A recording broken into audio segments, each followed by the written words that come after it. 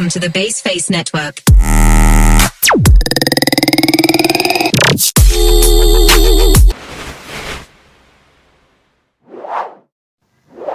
Metode Amsal. Pengertian secara bahasa, Amsal merupakan bentuk jama dari masal dan misal yang artinya ialah contoh gambaran atau perumpamaan. Sedangkan secara istilah ialah sesuatu yang dilakukan oleh guru dengan cara memberikan contoh atau perumpamaan. Karakteristik metode Amsal yaitu memperjelas makna abstrak, perumpamaan dan keadaan yang dianalogikan itu seimbang dan sejalan. Langkah implementasi metode Amsal ialah dengan memilih Amsal atau perumpamaan yang tepat, kemudian menjelaskan makna Amsal tersebut. Selanjutnya yaitu dengan menghubungkan Amsal dengan materi pembelajaran yang dipelajari. Dan yang terakhir yaitu adalah dengan memberikan kesimpulan dengan tujuan agar dapat memahami maksud dari Amsal tersebut dan mengingat materi pembelajaran. Metode Qisah Qur'ani. Qisah atau kisah secara bahasa artinya berita, keadaan, atau mencari jejak. Adapun secara istilah, Al-Qasas Al-Quran adalah pemberitaan Al-Quran tentang hal ihwal umat terdahulu, baik kenabian dan kisah-kisah yang terdapat dalam Al-Quran. Karakteristik atau kelebihan metode pembelajaran Qisah Qur'ani yaitu mudah dipahami dan dapat memberikan pelajaran atau hikmah dari kisah tersebut dan bisa dijadikan landasan dalam kehidupan sehari-hari. Metode pembelajaran ini bisa dipakai seluruh materi PAI yang menceritakan kisah-kisah umat terdahulu yang terdapat dalam Al-Quran. Nah, biasanya materi tarikh atau SKI. Metode Qisah Qur'ani dalam pembelajaran PAI bertujuan untuk membentuk karakter peserta didik dengan kisah yang sama yang terdapat di dalam Al-Quran. Metode Ibrah, metode dengan pendekatan dalam pembelajaran yang menekankan pada nasihat dan ceramah. Metode ini sudah ada sejak zaman Rasulullah SAW. Ibrah mau'izah sudah dilakukan pada zaman Nabi seperti nasihat yang disampaikan kepada sahabatnya, baik dari Al-Quran maupun sejarah orang terdahulu. Metode Ibrah biasanya diterapkan oleh seorang guru dalam mata pelajaran agama atau studi keislaman. Karakteristik dari metode Ibrah yaitu melakukan peningkatan karakter siswa dalam membangun budi pekerti dan sopan santun. Melalui nasihat yang baik menjadikan proses peningkatan karakter siswa melekat dalam materi pelajaran dan dapat ditumbuhkan dalam kehidupan sehari-hari. Nah, kelebihan dari metode ini menumbuhkan motivasi dan keteladanan, mudah dipahami dan diingat. Kekurangan dari metode Ibrah ini ialah sulit mengukur keberhasilan dan tidak semua materi cocok disampaikan dengan metode ini.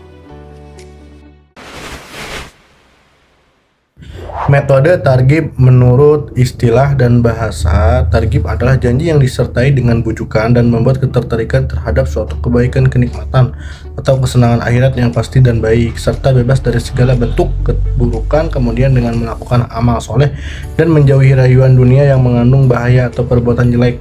Tujuan targhib adalah membuat ketertarikan anak didik terhadap kebaikan, kesenangan akhirat yang pasti dan baik, serta bebas dari segala bentuk keburukan. Strategi pembelajaran melalui metode targhib merupakan kasih sayang diberikan oleh seorang pendidik kepada peserta didik. Proses belajar sangat diperlukan dalam arti mengikuti dan menerima segala hal yang dilakukan peserta didik dengan cara-cara yang baik. Tetapi jika dalam proses pembelajaran terdapat peserta didik yang melanggar atau melewati batasan karena kenakalannya, pendidik wajib memberikan hukuman dalam batasan-batasan yang diperbolehkan dengan tanpa menyakiti peserta didik.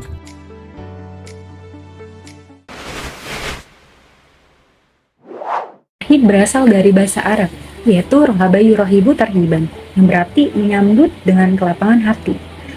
Namun secara istilah, metode tarhib itu sendiri merupakan pendekatan dakwah yang fokus pada motivasi yang positif dan diimplementasikan melalui seperti ceramah, literatur, ataupun dakwah di media sosial.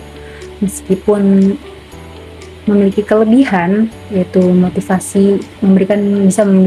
bisa memberikan motivasi yang kuat, tarhib itu sendiri juga memiliki kekurangan, yaitu metode tersebut tidak selalu efektif bagi semua individu karena respon terhadap motivasinya itu bervariasi. Ada yang merespon positif dan ada juga audiens ataupun masyarakat yang merespon negatif. Karakteristik dari metode tarhib itu sendiri yaitu mencakup inspiratif untuk menciptakan semangat keagamaan dan edukatif, yaitu dalam menyampaikan pengetahuan agama, dan juga interaktif yaitu berinteraksi dengan audiens ataupun masyarakat untuk mencapai tujuan dakwah dari metode tarhib itu sendiri.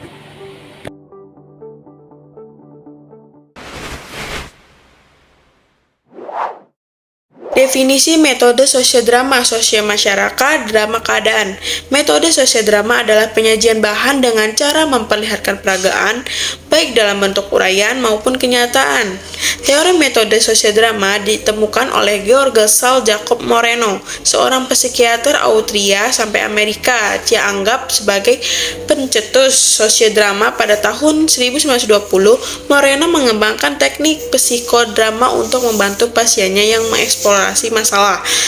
Langkah-langkah metode sosiodrama: yang pertama, persiapan, penentuan karakter, penentuan perilaku pemeran, diskusi atau peragaan, dan evaluasi permainan. Karakteristik metode sosiodrama bisa digunakan pada mata pelajaran sejarah PAI B Indonesia. Kelebihan sosiodrama: mengembangkan kreativitas, memupuk kerjasama, dan memupuk keberanian. Kekurangannya memerlukan waktu yang lama dan memerlukan kreativitas yang tinggi.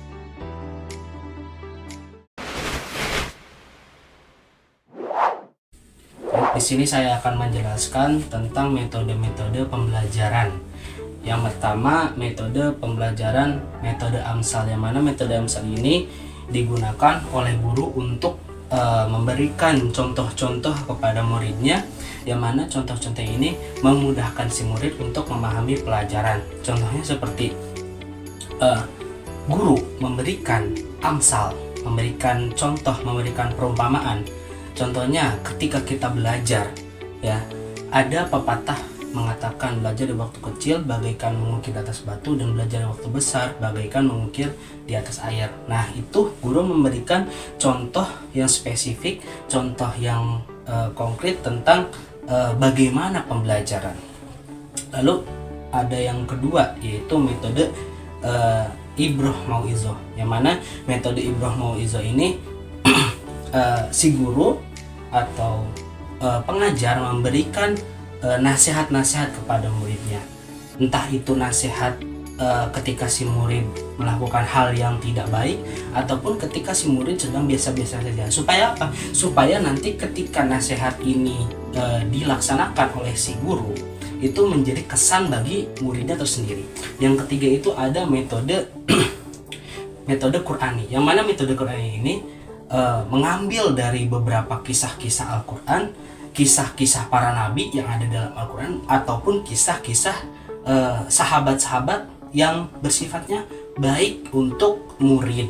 Nah, metode Qur'ani ini digunakan oleh guru untuk memberikan contoh-contoh yang baik dari apa yang di dalam Al-Quran kepada murid-muridnya.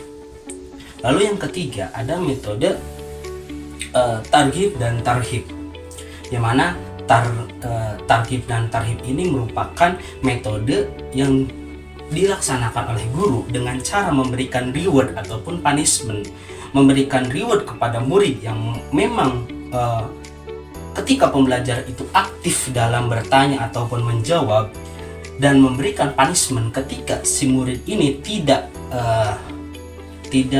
mendengarkan atau memperhatikan guru ketika guru tersebut sedang menjelaskan pembelajaran, ataupun ketika muridnya ini nakal, ketika muridnya ini tidak mengikuti perintah guru. Nah, guru itu harus menggunakan metode targhib dan tarhib, ataupun memberikan metode tentang punishment, gitu, memberikan sanksi, ataupun ketika si murid ini bertanya aktif di dalam sebuah pembelajaran, guru itu harus memberikan reward ataupun memberikan applause kepada muridnya. Nah, yang terakhir ada metode sosial drama, yang mana metode sosial drama ini digunakan oleh pendidik, digunakan oleh guru untuk melihat bagaimana tindakan si murid itu. Jadi guru itu memberikan kelompok kepada murid untuk si murid ini berkolaborasi dengan guru, untuk si murid ini bisa melakukan tindakan di dalam kelas gitu. Melakukan apakah dia mengerti apa yang diucapkan oleh si guru, atau dia hanya mendengarkan saja tapi tidak mengerti, atau lebih daripada itu, tidak mendengarkan dan juga tidak mengerti.